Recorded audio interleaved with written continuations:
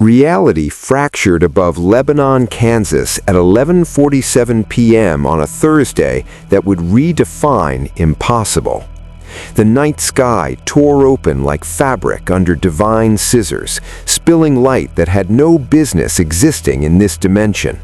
7 streaks of brilliant energy punched through the clouds, trailing colors that hurt to look at, crimson and gold and electric blue that screamed wrongness against the stars. They hit Earth with impacts that registered on seismographs 3 states away, carving 7 craters into Frank Morrison's wheat field and sending shockwaves that shattered every window in a 2-mile radius. In the largest crater, a man in red and blue pulled himself upright, cape torn and symbol scorched.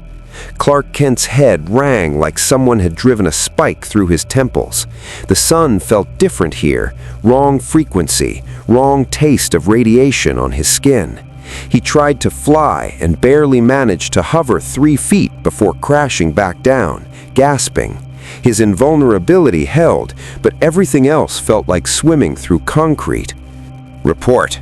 Batman's voice cut through the confusion, gravel rough and commanding, even as he climbed from his own crater, cowl cracked, suit smoking. Bruce Wayne's tactical mind was already cataloging the wrongness. Air composition slightly off, gravity 0.7% heavier, magnetic field orientation skewed 15 degrees. His suit's sensors were screaming contradictions. Wonder Woman's landing had been graceful despite the dimensional turbulence. Diana of Themyscira stood with her lasso glowing faintly at her hip, but the light flickered, uncertain. "The gods are silent here," she said quietly, and there was something ancient and worried in her voice. "I call to Olympus and hear different voices, older voices." The Flash vibrated in place, trying to access the Speed Force. Barry Allen's connection felt like grabbing a frayed wire, present but damaged, sending painful feedback through his nervous system. "I can run, but it's like moving through syrup. Something's throttling the Speed Force." Green Lantern's ring pulsed weakly on Jon Stewart's hand. Rings at 60% efficiency and dropping. Whatever this place is, willpower alone isn't enough. Aquaman rose from his crater, scanning the horizon for water. Arthur Curry felt oceans in the distance, but they sang different songs, older, darker melodies that spoke of things beneath the waves that even Atlantis had forgotten. Cyborg systems were a cascading failure report. Victor Stone's cybernetic eye flickered red as the Motherbox technology tried desperately to recalibrate. "We're not in Kansas anymore," he muttered, then paused. "Wait, according to GPS, we are in Kansas, Lebanon, Kansas, but this Earth's dimensional frequency is 0.03% off from ours." "Meaning?" Superman asked, still trying to shake the weakness from his limbs. "Meaning we're in another universe," Batman said flatly, "and if our powers are failing, we need intel, now." In the distance, headlights cut through the darkness. An old Impala's engine growled as it turned off the highway toward the impossible lights in Morrison's field. Sam and Dean Winchester were about to have a very strange night. If you want to see more characters enter different universes, hit that subscribe button and drop the name of a character and the universe you'd want to see them in down in the comments below. May the Force be with you. The Impala's engine died as Dean cut the ignition 200 yards from the craters. Both brothers emerged with practiced silence, shotguns loaded with rock salt, silver rounds in their jacket pockets, and a trunk full of solutions for things that shouldn't exist. They'd gotten Bobby Singer's call about the meteor strikes 30 minutes ago, but meteors didn't leave electromagnetic pulses that fried every electronic device in 2 counties. "Meteorites don't glow," Sam observed, squinting at the 7 sources of faint luminescence ahead. "Neither do most of the things we hunt," replied Dean, racking his shotgun. "So what's the betting pool? Demons? Angels having another pissing contest? Leviathan? Let's hope it's just demons." They approached the first crater with weapons raised and found a man in a red cape trying to stand. He looked human, broad-shouldered, dark-haired, wearing what appeared to be a Halloween costume. But Sam's instincts, honed by years of hunting things that wore human faces, screamed that this was something else entirely. "Don't move," Dean ordered, shotgun trained on Superman's chest. "Hands where I can see them, Cape Boy." Clark raised his hands slowly, trying not to appear threatening despite being able to hear both men's elevated heartbeats, smell the gun oil and silver ammunition, and see the well-worn calluses that spoke of lives spent fighting. "We're not here to hurt anyone. We need help." "Yeah, that's what they all say right before the head spinning and the projectile vomiting," Dean said. "Sammy, eyes black?" Sam had already moved closer, shining a flashlight directly into Superman's eyes. Blue irises reflected the light normally. No demonic black, no whiteout of angels, no shifting colors of Leviathan. Eyes are clear, but that doesn't mean... "He's not alone," a voice said from behind them. Both Winchesters spun to find themselves surrounded. Batman emerged from shadows that shouldn't have concealed a 6-foot man in armor. Wonder Woman stood with her arms crossed, radiating authority that made Sam's hunter instinct scream, "Powerful entity." The Flash had circled around them in a blur, weakened but still faster than humans should move. Green Lantern's ring cast eerie light, Aquaman held a trident that looked like it could punch through steel, and Cyborg's glowing red eye tracked them with inhuman precision. "Lower the weapons," Batman said. It wasn't a request. "We're not your enemy." "Sure, because people who crash from the sky in glowing craters are usually just lost Girl Scouts." "We're heroes," Superman said, standing fully now, despite the weakness in his limbs. "From another Earth, another dimension. We were fighting Darkseid when something went wrong with the dimensional technology and—" "Stop," Sam interrupted, exchanging a look with Dean. "Another Earth? You're saying you're from a parallel universe?" "The multiverse is real," Cyborg said, his systems finally stabilizing enough to project a holographic display. "We've dealt with dimensional rifts before. Earth 1, Earth 2, Earth 3, dozens of variants. But this Earth?" He frowned. "The dimensional signature is unlike anything in our records." Dean lowered his shotgun slightly. "Okay, let's say I believe the crazy sci-fi explanation. What are you? Metas? Aliens? Some kind of demon wearing really good meat suits?"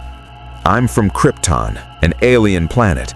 I have abilities that seem like powers to humans. Flight, strength, invulnerability. Though right now I'm running at maybe 70% capacity." "I'm human," Batman said flatly, "just well-trained." "I'm an Amazon," Wonder Woman added, "blessed by the gods of Olympus." Dean's laugh was bitter. "Gods? Lady, we've met gods. They're dicks. Powerful, immortal dicks who treat humans like toys. And we've killed most of them," Sam added quietly. That stopped the League cold. Wonder Woman's hand moved toward her lasso. "You've killed gods? Lucifer, Gabriel, a couple of pagan deities, Death himself? Oh, and we stopped 2 apocalypses. 3 if you count the Leviathan thing. 4 if you count—" "You killed Death?" the Flash asked, incredulous. "Like the actual Grim Reaper?" "It was complicated, and we brought him back, sort of. Look, the point is, this universe doesn't work like yours apparently does. Things here are dangerous in ways you probably can't imagine." Batman stepped forward, assessing these 2 men who spoke of killing cosmic entities like discussing pest control. Both were taller than average, moved with combat proficiency, and had the 1,000-yard stares of soldiers who'd seen too much. The shorter one, Dean, had reckless confidence masking deep trauma. The taller one, Sam, had the eyes of someone who'd been to hell and back, literally, if Batman's instincts were correct. "We need to know what we're dealing with," Batman said, his detective's mind already working. "This universe's rules, its threats, its power structure." Dean exchanged another look with Sam, then sighed. "Fine, but not here. Bobby's place is 40 minutes south. He'll want to hear this anyway, and standing in craters debating multiversal physics is a good way to attract attention we don't want. Attention from what? Green Lantern asked. Everything, Sam said grimly. Demons, angels, monsters, things that don't have names. Trust us, you crashed in the middle of Supernatural Central. This whole area is a hotspot for weird. The drive to Bobby Singer's salvage yard was tense. The League had reluctantly agreed to split between the Impala and their own transportation. Superman flew, slowly, struggling against the weakened solar absorption, while the others rode. Batman sat in the Impala's back seat, noting every detail, the hidden compartments for weapons, the devil's trap etched under the trunk mat, the Latin phrases carved into the dashboard. "You hunt things," he stated, not a question. "Since we were kids," Dean confirmed, eyes on the road. "Our mom was killed by a demon when Sam was 6 months old. Dad spent the rest of his life hunting the thing that killed her, raised us on the road, taught us everything about killing monsters." "And you succeeded in your revenge?" "Killed the demon, yeah," Sam said quietly. "Didn't bring her back, didn't make anything better. But by then, we'd learned that if we don't hunt these things, innocent people die. So we keep going." Batman understood that motivation intimately. He recognized the same drive that had forged him in Crime Alley, the same refusal to let others suffer what he'd endured. These men were warriors, just fighting a different war. Bobby Singer's house was a fortress disguised as a junkyard. Superman's X-ray vision, weak as it was, caught glimpses of iron reinforcements, salt lines at every entrance, and symbols painted in blood under the floorboards. An older man with a trucker cap and grizzled beard emerged onto the porch, shotgun in hand. "Boys better have a good explanation for bringing Superman and the Super Friends to my doorstep." Wonder Woman's hand went to her sword. "You know who we are?" "I read comic books," Paul said dryly. "Also, you're exactly who you look like, and I've learned that in this universe, fiction and reality have a way of bleeding together. Get inside before something worse than me notices you." The interior of Bobby's house was a hunter's library, walls lined with books on demonology, mythology, and supernatural lore. Cyborg's sensors detected no Wi-Fi, no smart devices, nothing electronic beyond basic lighting. Bobby caught him looking. EMF from computers attracts things, ghosts, demons, you name it. We keep it analog. Over the next hour, Sam and Dean explained the supernatural universe's rules. The League listened with growing horror. So, demons are real, angels are real, God is real but absent, the devil was real and you trapped him in a cage in hell, heaven has a bureaucracy, souls are currency, and monsters, vampires, werewolves, jinn, rougarous, they all exist and prey on humans. "That's the short version," Sam confirmed. "The long version is worse." "And hunters," Batman said, piecing it together. "You're civilians with no government backing, no official organization, operating in secret to protect people who don't know you exist." "Sounds familiar when I say it like that, doesn't it?" Dean said with a sharp grin. The Flash was pacing, his metabolism making him twitchy. "But why are our powers affected? I can still access the Speed Force, but it's like running through water." "Different universe, different rules," Bobby said, pulling down a thick tome. "Your powers come from your reality's physics, its cosmic structure. This place runs on different fuel, faith, souls, blood, magic that's older and meaner than whatever science made you super." The basement of Bobby's house smelled like old paper, iron, and something else. Something that made Superman's weakened senses recoil. Sulfur. Not fresh, but residual, like the memory of fire and brimstone soaked into the foundation. Bobby had led them down here when the questions about angels and demons grew too specific for the kitchen table. "You want proof angels exist?" Bobby said, lighting candles around a summoning circle drawn in white chalk and blood. "I'll give you proof." "Wait!" Wonder Woman said, stepping forward. A summoning ritual? You're calling an angel here? Just one, Sam said, looking uncomfortable. His name is Castiel. He's a friend, sort of. Dean pulled out his phone, ancient by Justice League standards, barely a step above a burner. Cass, we need you at Bobby's, now. It's important. The air pressure changed. Every candle in the basement flickered and dimmed simultaneously. The temperature dropped 15 degrees in 3 seconds.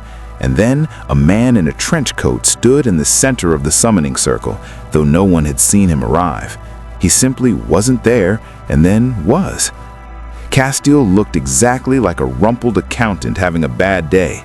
But Superman's X-ray vision caught something underneath the human vessel. A shadow shape with wings that stretched beyond physical space, burning with grace that registered on frequencies that shouldn't exist. The Flash saw him exist in multiple temporal states at once, his timeline fractured and strange. Wonder Woman felt divine power that was simultaneously familiar and utterly alien. Dean, Castiel said, his voice gravelly and touched with something inhuman. You called. What's... He stopped, blue eyes widening as he registered the Justice League. Oh, that's unfortunate. Unfortunate, Batman said, hand moving toward his utility belt. Castiel's gaze fixed on him, and for a moment, Bruce Wayne felt something he rarely experienced, the absolute certainty that he was in the presence of something vastly more powerful than himself. The angel's stare went through him, seeing not just his body, but deeper, his soul, his purpose, every sin and virtue weighed in an instant. You shouldn't be here to the League. None of you should. Your arrival has created 7 tears in the dimensional fabric. Demons are already using them as doorways, and worse things are noticing. Worse than demons? Aquaman asked. Much worse. Castiel moved to a wall covered with Bobby's notes, his trench coat seeming to shift with impossible geometry. This universe is held together by a delicate balance. Heaven, hell, purgatory, earth, all connected by rules written by God before he left. When you 7 tore through reality, you didn't just punch holes in space, you disrupted the cosmic order. Cyborg systems were going haywire in the angel's presence, mother box technology screaming warnings that this entity existed outside normal time-space parameters. What kind of disruption? The kind that Heaven's factions will fight over, Castiel said grimly. The kind that Crowley and his demons will try to exploit. The kind that Raphael and the other archangels will see as a weapon or a threat to their plans for a new apocalypse. Apocalypse? Superman said sharply. What apocalypse? Dean laughed without humor. Oh, you missed that party. We stopped Lucifer and Michael from turning Earth into their personal boxing ring, but Heaven's still in civil war about whether to try again. Some angels think humans don't deserve free will. They want to restart the apocalypse, bring paradise by force. And you 7, Castiel continued, represent unknown variables, angels with powers from another dimension. Some of my brethren will want to study you, others will want to destroy you, and Raphael, he paused, something almost like fear crossing his 2 still features. Raphael will want to use you. Batman's mind was already strategizing. We need to close the dimensional tears and return to our Earth. What do we need? Castiel, the tears can't be closed while you remain here. Your dimensional signatures anchor them open. You are the holes. The only way to seal them is for you to leave this universe entirely. Great, the Flash said. So how do we leave? Castiel's expression grew darker. The same way you arrived. Massive dimensional energy focused through technology you no longer have. Your arrival destroyed whatever brought you here. Creating a new portal would require power on par with Archangel Grace, or what? Wonder Woman pressed. Or the souls of approximately 10,000 humans, Castiel said quietly. The basement went silent. No, Superman said immediately. The word carried finality that made even Castiel pause. We don't trade lives, ever. There has to be another way. There is always another way, Batman agreed, his tactical mind already working through alternatives. We need more information. Castiel, you said Heaven's factions would fight over us. Explain the power structure. Castiel's explanation painted a picture of celestial bureaucracy gone wrong. God had left. Michael and Lucifer were locked in the cage.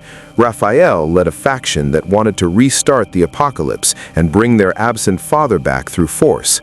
Castiel led a smaller group that believed in free will and protecting humanity. Between them, hundreds of angels choosing sides, and all of them possessing powers that made metahumans look like children playing dress-up. Angels can smite humans with a touch, Castiel said. We can teleport anywhere on Earth instantly. We can possess human vessels, though only with permission, unlike demons. We can read thoughts, alter memories, heal mortal wounds. And archangels, he gestured helplessly, archangels can unmake reality with their presence. When Lucifer walked the earth, people went mad just being near his true form. Green Lantern's ring pulsed weakly. And you think these archangels will come for us? I know they will. Castiel turned to face them fully, and his shadow seemed to grow, wings spreading across the basement walls in shapes that hurt to perceive directly. Raphael learned of your arrival within minutes. He's already dispatched scouts. They'll find you by dawn. Then we move, Batman said. Stay mobile, gather intelligence, find a solution that doesn't involve mass murder. You don't understand, Dean interrupted, frustration edging his voice. This isn't like your world where you can punch your way out of problems. Angels are soldiers of God. They've been fighting wars since before humans existed. You can't just... The lights went out. Every candle extinguished simultaneously. The temperature didn't drop. It inverted, becoming a heat that pressed down like physical weight.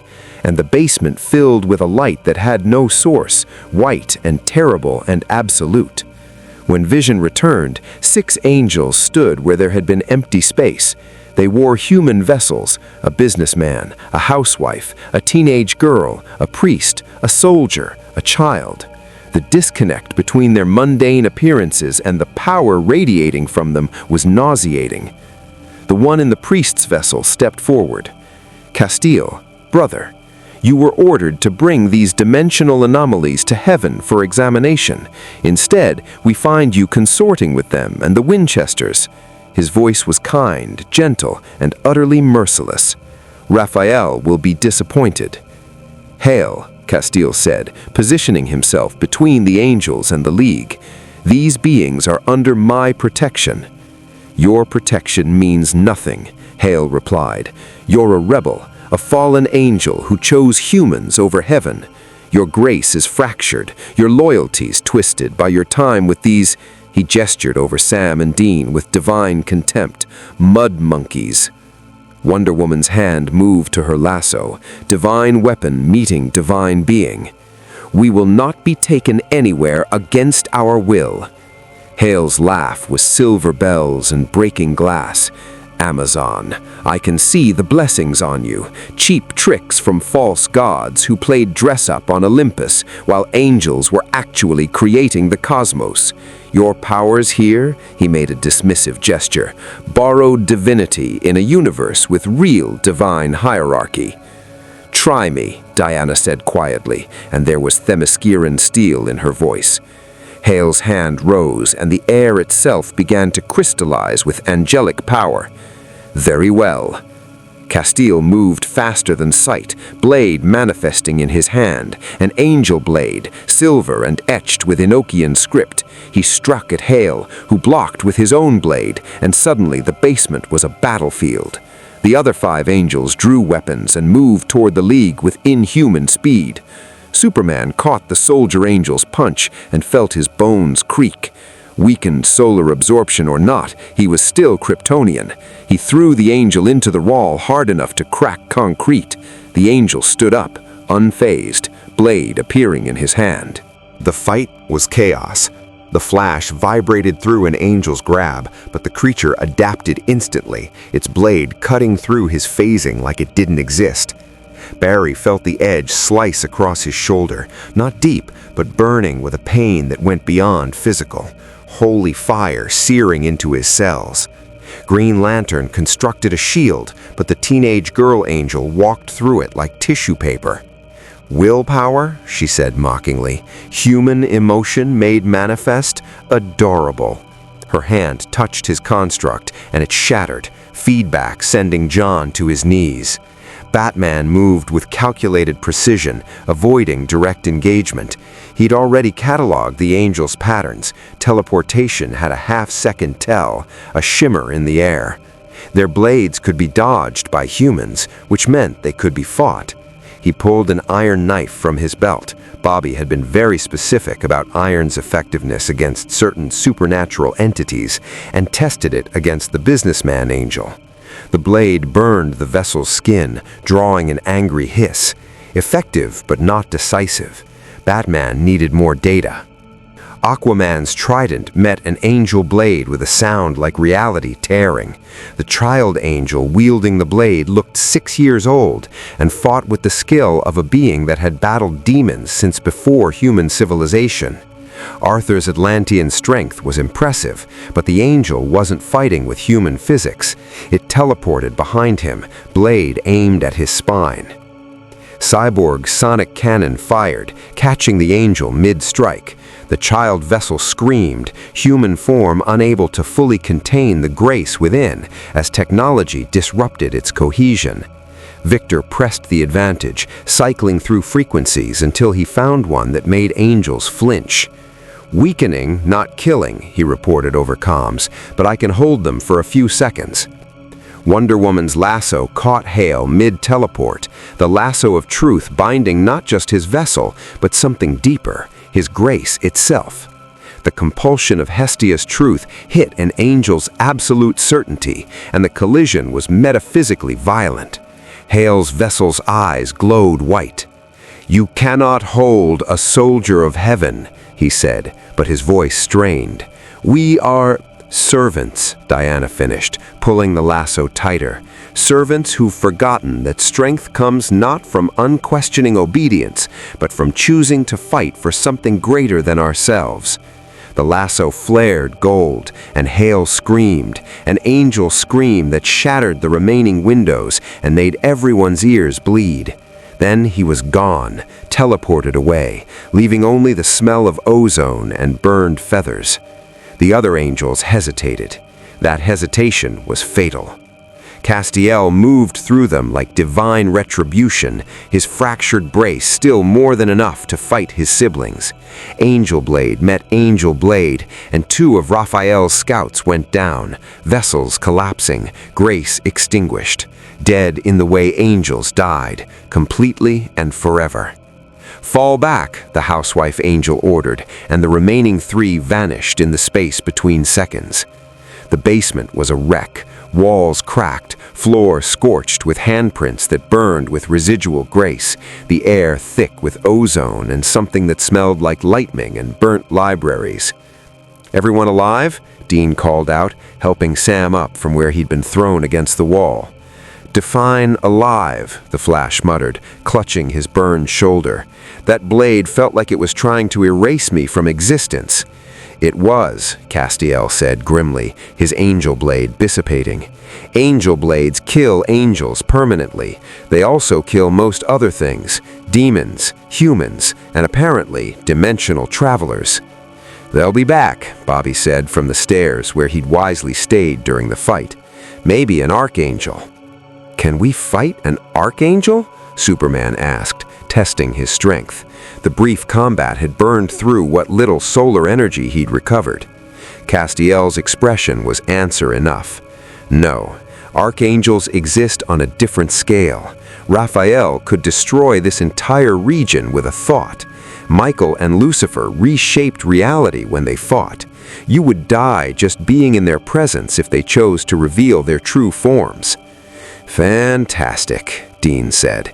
"So heaven wants them, they can't fight heaven, and we can't send them home without killing thousands of people.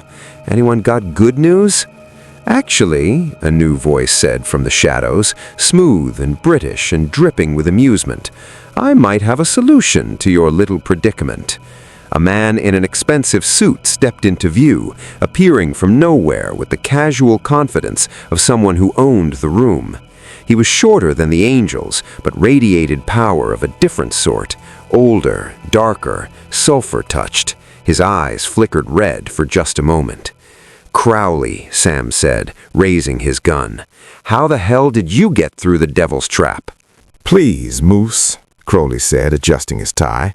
"I'm the king of hell. Your little chalk drawings are adorable, but they work on demons, not on me. Not anymore." His gaze swept over the Justice League with predatory interest. "And you lot are far more interesting than I'd hoped. Superman, Batman, Wonder Woman. I grew up reading about you in another timeline. Never thought I'd get to meet the genuine articles." Batman's hand moved to his utility belt. "You're a demon." "King of hell, actually. Vast difference. I run the place with proper management principles, quotas, performance reviews, hierarchical structure. Very corporate." Crowley pulled out a flask, took a sip. "And unlike my angelic counterparts upstairs, I'm reasonable, which is why I'm here to make you a deal." "We don't make deals with demons," Superman said immediately. "Of course you don't, Boy Scout. You make deals with billionaires who weaponize satellites, Amazons who've killed thousands in war, and speed demons who break the laws of physics for fun. But a demon? That's where you draw the line?" Crowley's smile was sharp. "Tell me, how's that moral absolutism working out in a universe where God abandoned his creation and angels want to restart the apocalypse?" "What do you want?" Batman asked, cutting through the posturing. "Smart one you are. What I want is simple. The angels are interested in you seven because you're powerful, unpredictable, and could tip the balance in heaven's civil war. I want you off the board entirely, back in your own dimension, tears sealed, problem solved." "Why?" Wonder Woman's eyes narrowed. "What does the King of Hell gain from helping us leave?" "Because, love, every moment you're here, you're destabilizing reality. Those dimensional tears, demons are pouring through them. Not on my orders, I run a tight ship. These are rogues, things from deeper circles, nasties that even I have trouble controlling. They're causing chaos, possessing people, starting deals without proper authorization. It's bad for business." Sam and Dean exchanged looks. "He's not lying," Sam said quietly. "We've been getting reports all week. Possession rates are up 300%. Sulfur signatures in places that haven't seen demonic activity in years. So help us close the tears without the mass sacrifice." Crowley laughed. "Oh, I'm not that good. Castiel was right. Closing those rifts requires massive power, but I can offer you something better." He snapped his fingers and a leather-bound book appeared in his hand. The Word of God, specifically the chapter on dimensional mechanics that the prophet Kevin Tran never got to translate, contains instructions for building what you'd call a portal generator using materials available in this universe. Cyborg stepped forward. "How does that help us if we don't have the technology?" "Because," Crowley said, "you have Batman, world's greatest detective, brilliant engineer, and you have me, a demon who's been manipulating technology and magic for centuries. Between his brain and my resources, we can build what you need. No mass sacrifice required. Just good old-fashioned ingenuity and a bit of demonic know-how." "What's the catch?" Dean demanded. "Smart question, Squirrel. The catch is time. Building this device will take 3 days minimum. 3 days where you're exposed, vulnerable, with heaven and possibly hell hunting you. 3 days where you'll need protection, resources, and places to hide, all of which I can provide." "In exchange for what?" Batman pressed. Crowley's smile widened. "Your departure. That's all. You leave, the tears close, my demon problem solves itself, and heaven's interest in dimensional travelers becomes academic. I get stability back. You get home. Everyone wins. But you're a demon, Dean said. Demons lie. It's what you do. True enough, but unlike angels who lie while claiming divine righteousness, I'm honest about my dishonesty. I'm a businessman, boys. I want profitable stability, not chaos. The silence that followed Crowley's offer was weighted with impossible choices. Batman was running probability matrices in his head. Demon offering help, angels hunting them. 3 days exposed, building technology from scratch in an alien universe. Too many variables, too much risk. We can't trust him, Superman said quietly. He's the king of hell. You can't trust Raphael either, Castiel countered. At least Crowley's motivation is transparent, self-interest, predictable. The angel looked exhausted, his vessel showing strain from the fight. In this universe, there are no clean choices, only lesser evils. No, Wonder Woman said firmly. There are always choices beyond compromise with darkness. Says the warrior who stood on battlefields waist-deep in blood, Crowley observed. Tell me, Princess, how many men have you killed in the name of the greater good? How many times have you chosen one life over another? You think your hands are cleaner than mine just because you fight for Zeus's daughter privileges?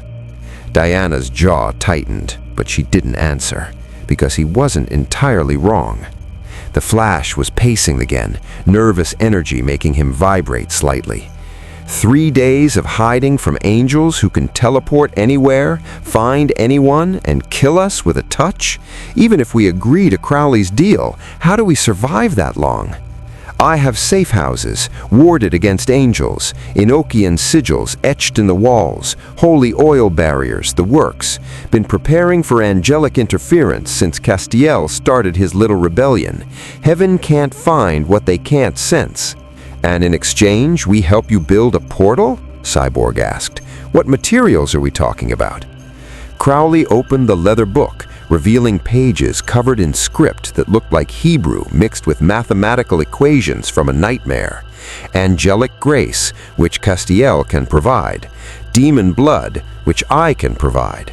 7 human souls willing to be temporarily housed in a constructed vessel. No killing required, just temporary relocation. Various minerals, including gold, salt, and something called chronarium ore. Never heard of chronarium ore, Bobby said, pulling down reference books. That's because it only exists in this universe, formed in the depths of purgatory, where time and space fold over themselves. Monsters use it to navigate between Earth and their realm. I happen to know where to acquire some. Purgatory? Aquaman had been quiet until now, listening, observing. You're saying there's a realm where monsters live between life and death? About 300,000 souls strong, Sam confirmed. Every monster that's ever died, leviathans, vampires, werewolves, shapeshifters, all packed into one dimension of endless hunting and being hunted. And Crowley wants us to go there? Batman said flatly. Not all of you, Batsy, just a few. In and out, quick retrieval, 24 hours maximum. Crowley's casual tone didn't match the gravity of what he was proposing. I'll provide the entry ritual. You grab the ore. Simple. Nothing about this is simple, Dean said. Purgatory's a nightmare. 360 degrees of kill you dead. Benny barely survived a year there, and he was a vampire. This is why Crowley produced a second book, smaller, bound in something that looked disturbingly like human skin. This is why you'll take this, a map of Purgatory's safe zones, relatively safe anyway, and perhaps your Kryptonian friend, even at 70% capacity, might find the lack of holy energy in Purgatory actually helps his power absorption. Superman's enhanced hearing caught the truth in that statement. Purgatory wasn't blessed or cursed. It simply was. Raw existence without divine influence. His cells might actually recharge there, away from whatever in this universe was interfering with his solar absorption. "This is insane," Green Lantern said. "We're actually considering making a deal with the devil to raid Monster Hell for magic rocks so we can build a dimensional portal." "Welcome to the supernatural universe," Dean said with a bitter laugh, "where the insane plans are usually the ones that work." The decision was made in Bobby's kitchen over whiskey and desperation. Superman hated it. Batman mistrusted it. Wonder Woman saw it as a necessary evil. But Castiel's warning about Raphael's next assault, combined with the reports of demons flooding through dimensional tears, left them with no good alternatives. "We split into 3 teams," Batman said, laying out the tactical plan on Bobby's worn table. "Team 1 retrieves the Cranarium ore from Purgatory. Team 2 gathers the other materials Crowley listed. Team 3 guards the safe house and begins portal construction." "I'll lead the Purgatory team," Superman volunteered immediately. "If my powers recover there, like Crowley suggested, I'll be most effective. Plus, if things go wrong, I can extract the team." "Take me," Dean said. "I know Purgatory's layout. Spent a year there, fighting my way out. Plus, someone needs to make sure you don't try to save every monster soul you meet, Cape." "I will accompany you as well," Wonder Woman added. "Divine blessing or not, I am a warrior, and this Purgatory sounds like the battlefields I was born for." Batman nodded. "Flash, Green Lantern, you're on material gathering with Sam. Crowley will provide locations. Stay mobile, stay hidden. Cyborg, Aquaman, you're with me at the safe house. We start building the framework." "And I," Castiel said quietly, "will run interference. Keep Heaven's scouts chasing shadows while you work. I can buy you perhaps 2 days before Raphael commits serious resources." "What about the human souls for the vessel?" Bobby asked. Crowley smiled. "Already arranged. 7 volunteers from the Crossroads. People who made deals, had regrets, want a chance to do something good before they go downstairs. They'll occupy the vessel temporarily, then return to their contracts. Everyone honors their agreements. Very ethical, really." "For a demon," Sam muttered. "For anyone in this universe, Moose." The ritual to open Purgatory was simpler and more horrifying than Superman expected. A ring of blood, words in a dead language, and Bobby's knife cutting Dean's forearm to let Benny's blood, vampire blood Dean had somehow acquired, drip onto specific sigils. Reality split like a wound, showing a forest that existed outside space and time. 360 degrees of monsters, Dean said, loading his gun with special ammunition. "Trust nothing, kill anything that moves towards you, and whatever you do, don't get separated." They stepped through into hell. Purgatory was beautiful and terrible. Ancient trees stretched toward a sky that showed both day and night simultaneously. The air tasted like wild honey and fresh blood, and everywhere, hidden in shadows and foliage, things watched with predatory intent. Superman felt it immediately, his cells soaking up raw existence, power flooding back through Kryptonian biology, no longer fighting against this universe's divine frequency. His hearing sharpened, his vision cleared, his strength returned. Not full capacity yet, but climbing fast towards 85%. "That's better," he said, floating 3 feet off the ground. A werewolf lunged from the trees. Wonder Woman's sword took its head off before it could reach them, the creature dissolving into shadow and regret. Dean's gun barked twice, dropping a vampire that had been circling. A third creature, something with too many teeth and spider-like legs, skittered away when Superman's heat vision carved a warning line in the earth. "Stay close to me," Dean ordered, pulling out a crude map marked with Benny's handwriting. The Cranarium deposit is 2 miles north, through the Leviathan feeding grounds. Leviathan? Wonder Woman asked. The things God made before he made angels, locked them here after they tried to eat all of creation. Think prehistoric shark meets cosmic horror meets eating machine. We do not fight them. We run. They moved through purgatory like soldiers in enemy territory, Diana on point, Dean navigating, Superman providing aerial reconnaissance. Every 100 yards brought new threats. A djinn tried to trap them in a dream. A Rugaru pack tracked them for half a mile before Superman's display of heat vision convinced them to find easier prey. A wraith circled overhead until Wonder Woman's lasso pulled it from the sky and her blade ended its existence. The Cranarium deposit was guarded by something worse than monsters. It was guarded by an angel. Not one of Raphael's scouts, something older, something that had fallen a long time ago but hadn't become a demon, instead had fled to purgatory and carved out a kingdom among monsters. Its vessel was ancient, barely holding together, covered in Enochian script carved into flesh. "Dimensional travelers," the fallen angel said, its voice like grinding stone. "Heaven searches for you, hell wants you gone, and you come here to my domain, seeking Cranarium." "We don't want trouble," Superman said, positioning himself between the fallen angel and his team. "We just need the ore, then we leave." "Leave?" the angel laughed, and the sound made trees wither. "I fell from heaven for questioning the plan, spent millennia here, forgotten, feeding on monster souls to survive, and you think you can just take what's mine and leave?" Dean raised his angel blade. Castiel had given him one before they entered purgatory. "We can do this easy or hard, Hester, your choice." The fallen angel's eyes widened. "You know my name, which means Castiel told you, my brother, the rebel who still thinks he serves heaven's purpose." Hester's vessel cracked, grace leaking through fissures. "Very well, if you want the Cranarium, take it, but know this, your presence here has awakened something.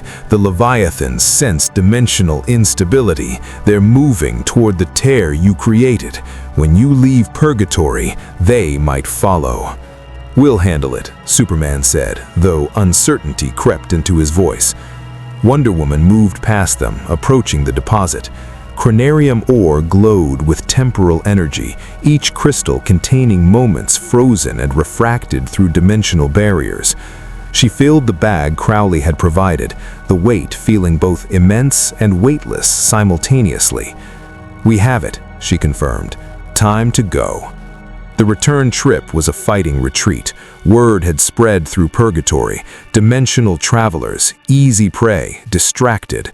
Monsters swarmed from every direction. Dean's ammunition ran low. Wonder Woman's sword sang through the air, cutting down creatures that had terrified humans for millennia. And Superman finally reached 90% capacity, his invulnerability letting him plow through opposition like a freight train made of sunlight and Kryptonian steel. They emerged from purgatory covered in blood, none of it theirs, and collapsed in Bobby's basement.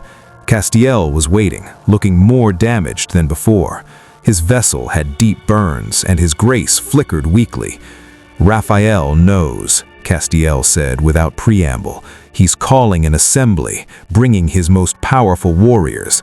I've bought you perhaps 12 hours, no more." "Then we'd better work fast," Cyborg said from the corner, where he'd been assembling the portal framework with Batman. The device looked like something from a fever dream, angelic grace contained in demon-forged steel, human souls suspended in Cranarium crystal matrices, mathematics and magic woven together in ways that violated every law of physics from both universes. The next 10 hours were desperate work. Batman and Cyborg handled construction, their combined intellect solving problems that shouldn't have been solvable. Sam and Flash returned with the remaining materials, having barely escaped an encounter with Raphael's scouts in Nevada. Green Lantern had constructed barriers around the safe house, his ring at 40% power, but holding. Aquaman coordinated defense, his tactical mind adapting to this universe's rules. We'll have one shot at this. When that portal opens, every angel and demon for 1,000 miles will sense it. We'll have maybe 30 seconds to get through before they converge. Then we make those 30 seconds count, Batman said, making final adjustments to the portal generator. Crowley arrived as dawn approached, bringing the 7 volunteer souls in vessels that looked like mannequins made of silver and screaming. Your exit visa, lads, though I must say it's been entertaining having you here. You've caused more chaos in 3 days than the Winchesters manage in 3 months. That's not a compliment, Dean said flatly. Wasn't meant to be. Crowley watched as the souls were integrated into the portal framework, their essence creating a bridge between dimensions. There, all ready. Just need the activation sequence and... The sky outside exploded with light, not dawn, angel light. Dozens of angels manifesting simultaneously, surrounding the safe house in a formation that hadn't been used since the siege of Babel.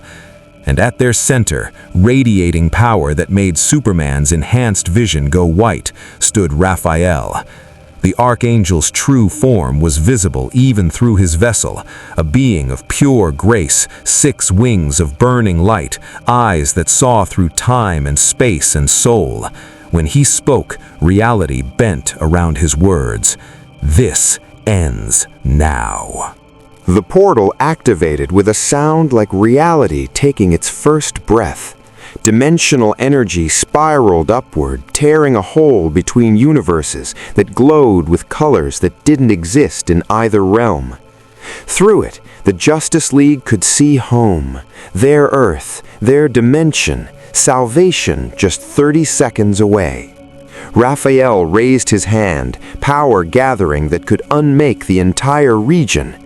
Angels moved forward in perfect synchronization, blades drawn, grace burning with righteous fury. "Go!" Castiel shouted, throwing himself at his brother. Angel blade met Archangel's wrath, and Castiel screamed as Raphael's power tore through his vessel. The Winchesters opened fire, holy oil rounds, devil's traps, every weapon in their arsenal creating chaos among the angel ranks. Bobby's entire safe house had been rigged as one massive trap, and now it sprung. Enochian sigils flared, binding lesser angels in place. Holy fire erupted in patterns that forced the angels back. Superman grabbed Cyborg and the Flash, launching toward the portal at speeds that strained even his recovering powers. Batman grappled up, cape spreading as he guided himself through the dimensional tear. Wonder Woman and Green Lantern formed a rear guard, holding back angels with lasso and constructs, while Aquaman dove through the portal with military precision. "Dean, Sam, Bobby, come with us!" Superman shouted back, hovering at the portal's edge. "Can't!" Dean yelled, reloading. "We belong here. Someone has to clean up your mess." The portal was destabilizing, the chronarium crystals cracking under dimensional stress. 10 seconds, maybe less. Wonder Woman hesitated at the threshold, watching Castiel fight his own brother to save them, watching humans with no powers standing against divine beings because it was right. "This universe needs heroes," she said.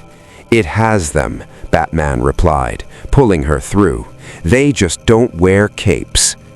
The Justice League fell through reality as the portal collapsed behind them, the dimensional tears sealing in a cascade of imploding energy. They tumbled through the space between worlds, feeling their powers normalize as they returned to their own universe's physics, their own Earth's familiar frequencies. They landed hard in the watchtower, alarms blaring, Justice League members rushing to their aid. Martian Manhunter was already scanning them for injuries, Green Arrow demanding explanations, Hawkgirl circling overhead with her mace ready. "Where the hell have you been for 3 days?" Green Arrow demanded. "You disappeared mid-fight with Darkseid and—" "Another universe," Superman said quietly, helping the Flash to medical. We were in another universe, one where humans fight gods with shotguns and faith, where angels are soldiers and demons are businessmen, where two brothers and their friends hold back the apocalypse with nothing but courage and determination. Batman was already at the monitors, scanning dimensional frequencies, ensuring the tears were fully sealed. They were. No trace remained of the bridge between universes. The Justice League and the supernatural world were separated once more, each existing in their own reality. But Superman would never forget the lesson learned in that brutal universe, that heroism wasn't about powers or abilities. It was about choices made when everything was against you. It was Sam and Dean Winchester standing against angels with nothing but human will. It was Bobby Singer's library of knowledge gathered over decades of thankless hunting. It was Castiel sacrificing himself against his own brother to protect strangers from another dimension.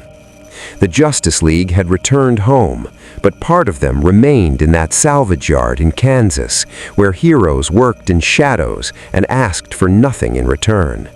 And somewhere in another universe, Dean Winchester took a long drink of whiskey, looked at his brother, and said, "Well, that was weird, even for us." Sam laughed, exhausted and relieved. "Think they made it home?" "Yeah," Dean said, watching Castiel heal in the corner, watching Bobby catalog the damage, feeling the familiar weight of hunting settling back onto his shoulders. Outside, the dimensional scars had healed, the tears were closed, the balance restored. But both universes had been changed by the collision, and neither the Justice League nor the Winchesters would ever be quite the same. May the Force be with you. More stories await.